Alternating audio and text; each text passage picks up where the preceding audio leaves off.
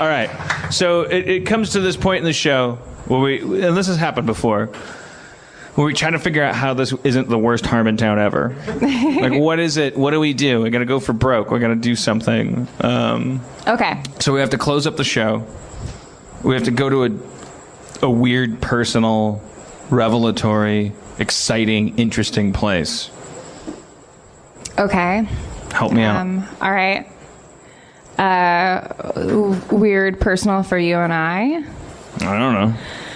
Well, it's not going to be for any of them. I don't know them. Holy smokes. I like your shirt. Thanks. Let's get deep. All right. I like your shirt. I'll take another look at my phone, I swear. We're going to remind people about Jareth Halloween.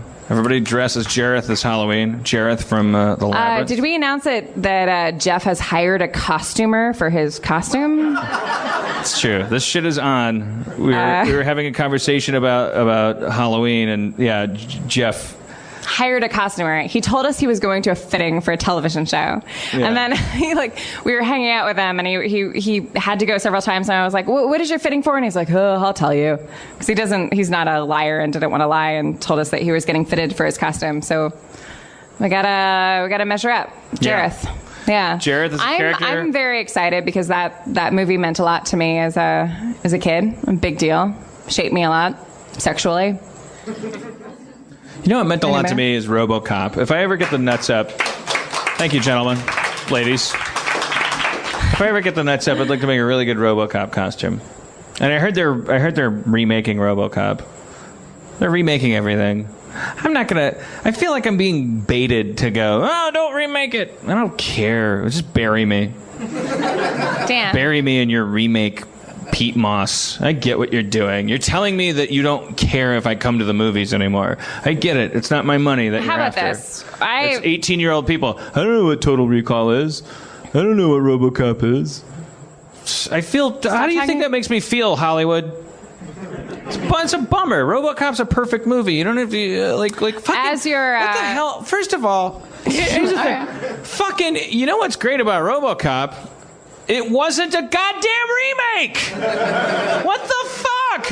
Listen to the title of the fucking movie! Do you know how dumb sounding that is? RoboCop? And the poster is a dude that fucking looks like the Tin Man. That's it. He just looks like the modern version of the Tin Man. Modern, circa 1986, whatever it was, 87, 88, I think it was 88. What was it? You know, you're nodding your head. I saw you. Okay. I thought it was like Ed Neumeyer's kid was here. No, there's a poster, it's a fucking guy. It's just Peter Weller encased in fucking plastic. It's a fucking dumb robot suit. And the poster said, part man, part machine, all cop. And you did RoboCop. Dumb, dumb, dumb, dumb, dumb. But here's the crazy thing. Great movie. Amazing movie. And it wasn't a revisitation of anything. So now you're revisiting it. Why? How hard can it be to make another RoboCop without calling it RoboCop? Speaker head. I'm looking across the room. I see a speaker. Speaker head. Part speaker, part head, all crossing guard. I'm proving the theory wrong, aren't I? Maybe it's not that easy, but an hour? If you had an hour? Dan. Come on. It's a fucking unicorn octopus.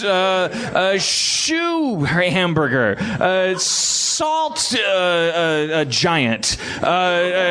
Ice monster. Fucking meatballs 9. Wait, no. Dan, sorry. I think you should stop. You're naming all of Rob Schneider's next 10 movies.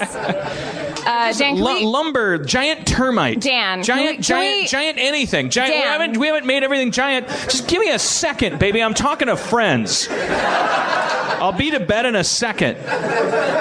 Giant anything. Giant beer bottle. Giant piece of fucking glass. What about that video now about that guy that puts the mason jar up his ass, and it breaks in his ass, and then he pulls the broken glass out of his ass. Maybe there's a movie there. Adapt it into something. What was that guy thinking? What's he doing? Like it's a modern day Frankenstein. It's just called glass. Yeah, I don't know, glass, but yeah, there's a hyphen between the L and the A. Mm-hmm. Insects decide that they're at war with people. The sky is a monster. The hole in the ozone becomes a mouth. The sky is a monster. How do you run from the only thing you've ever been under?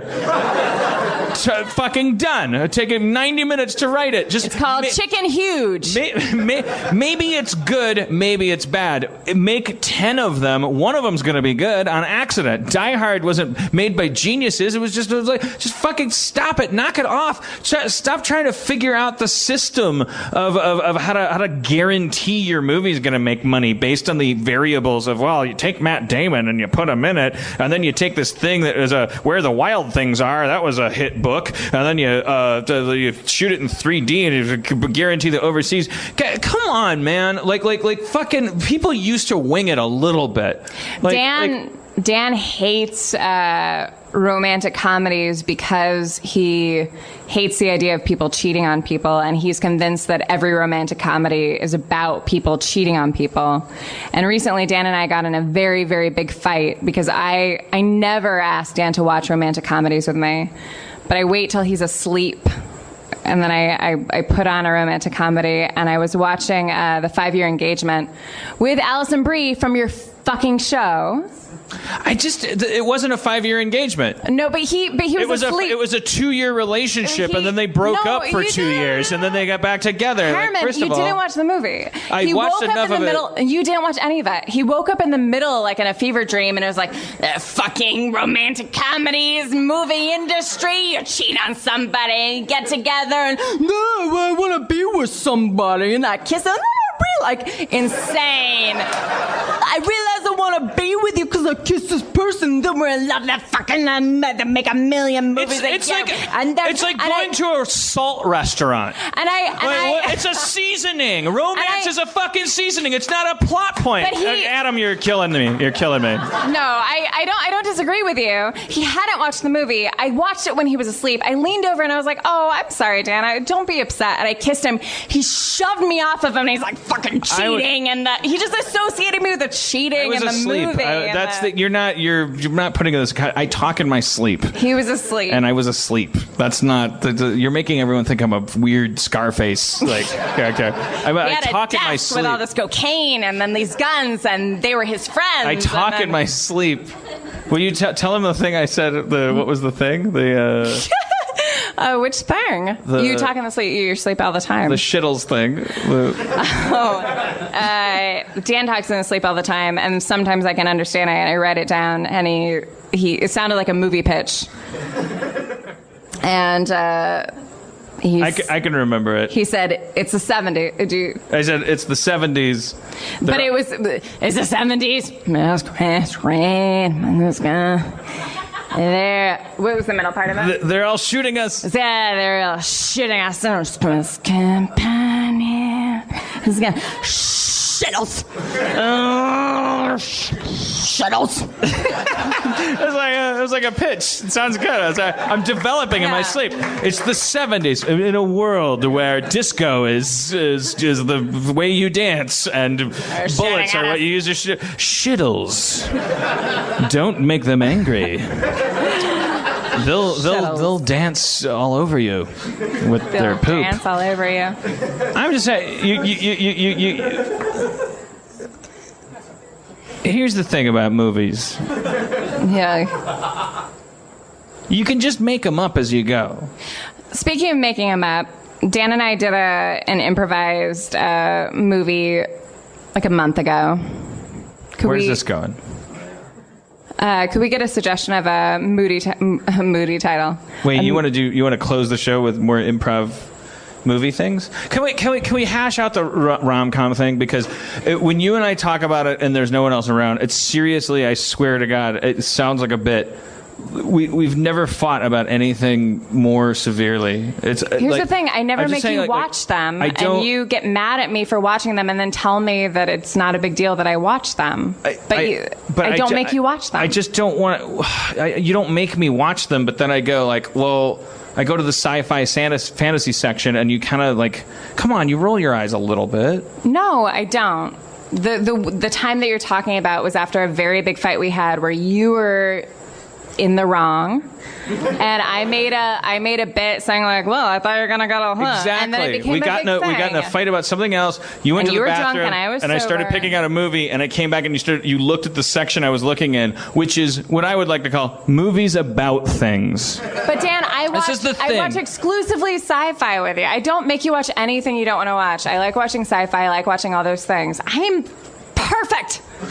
You came back from the bathroom and you looked that I was surfing through movies that are about like time travel and spaceships and lasers and stuff, and you went, well, I guess you weren't that sorry. Like as if I owed you, because we had a fight and then we made up. Now I got to watch fucking Jason Segel and James Franco travel across the country together.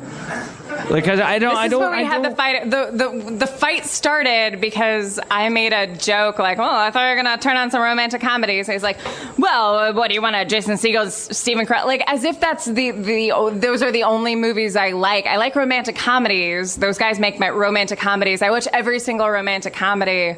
Yeah.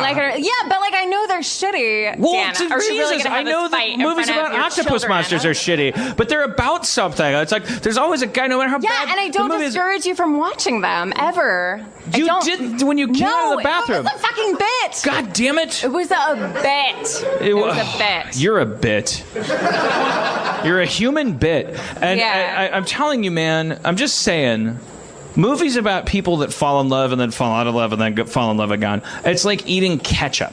They're not fucking for you. You can Don't put watch that ketchup them. on a movie about an octopus monster. You can have a guy invent an octopus monster while he's falling in love with someone. And you can have the octopus monster be the reason they fall out of love. And then they can fall back in love because they beat the octopus monster. It's ketchup. The movies that are popular, like it's just fucking the mushrooms on top of the steak. Like just You're right. I'm not if you arguing only against eat those, the you'll movies that die. you like. I'm not arguing. I watch all of those movies with you. And the ancient Greeks didn't. So You're the most high maintenance, difficult person on I can't hear you right now. I can't hear you because I have a bigger point to make. Which is that we've been telling stories for 60,000 years. Pulled that number out of my ass. It doesn't matter. You can play as many sound effects as you want. We have been telling stories for 60,000 years. If you drew that line on a piece of paper and you illustrated the portion of it that represented us telling stories about monsters eating people and people beating them and people like with weird shit in them, it would be like 90% of it. So we only just now invented like the idea that you can make a whole movie about a dude being not into somebody. It's fucking dumb. Who cares if you're not into her? It's not a movie. Be not into her and have a robot. Have a robot. I'm angry.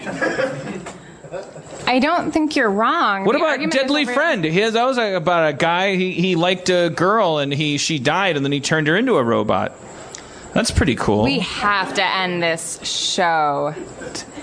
Yeah, because it's become about a man and a woman's relationship. So they hate it. You know, if a fucking monster came up on stage right now, like they'd be like, "I'm in this for 3 more hours. Let me see 6 more of them." There's no such thing as a series of romantic comedies that goes to like 12 movies. Jason Voorhees has been slashing people apart forever. It's like he's a crazy fucking guy that kills people. He does it in space. He does it in the 1800s. You know, even a leprechaun can sustain a franchise longer than a fucking guy and a girl going, "I don't know if I want to get married." Daniel James Harmon, I know before I was saying, like, look, this isn't about that, and I like those movies, and I also like the movies you like, but you've convinced me. Perhaps we should not be together. You've made it very clear. You like monster movies, I like blowjobs and making dinner, so I think that perhaps we should part ways, and you should be with a woman that's better suited for you. All right. Thank you, everyone, for coming to our breakup show. I guess that's how it ends. Really quick, I'm always very vulnerable after relationships, and listen, this throat is super deep.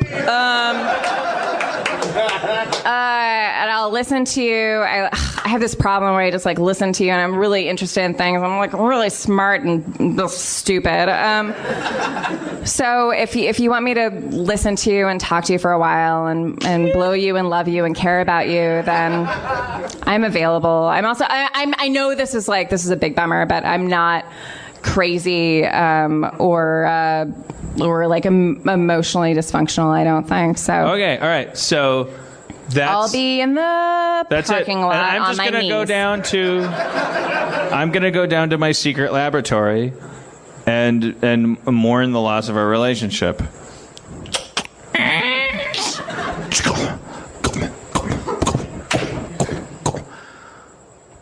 Computer. Yes, Mr. Harmon. Continue research project Omega Amadeus. Omega Amadeus online. Pretty fucking interesting. Meanwhile, I'm on the edge of my in the parking lot. Yeah. All right. I obey your command. Omega Amadeus, seek out all female life forms and annihilate them. I am online. I am programmed to comply. Meanwhile, in the parking lot, your mother was shitty. I'll be your mother. I'll be there for you. CG wall explodes. Eliminate all women. Cars exploding. Meanwhile, in the parking lot, yes, I have one of those weird squeezing vaginas. So embarrassing, but it squeezes and stimulates a penis unlike any other vagina that's ever been. Car door rips off. A giant robot hand grabs your body, lifts you into the air, and Omega Amadeus looks at you with its gleaming red eye and says, state your primary function or be exterminated. Honestly loving. Oh. Little tiny robot dick emerging from tiny hatch. Just put it right here. Affirmative. It'll be okay. Input acceptable. Thank you, everyone. Yeah, see, just all right. Thank you for coming to a very special Harmontown. Thanks for coming to Harmontown. As in short bus special. I'd like to thank some people. Katie Levine on audio, Scott McKeever, Emily Gordon, producer of the live show, Danielle Kramer, Dustin Marshall, podcast producer, Mo, on-site director, and Jenny Fine, the fine artist. Thank you guys so much for coming. Have a great night. Drive safely. Thank you, Aaron McGathy, for comptrolling. Thank you guys. You're a wonderful crowd. See you next week.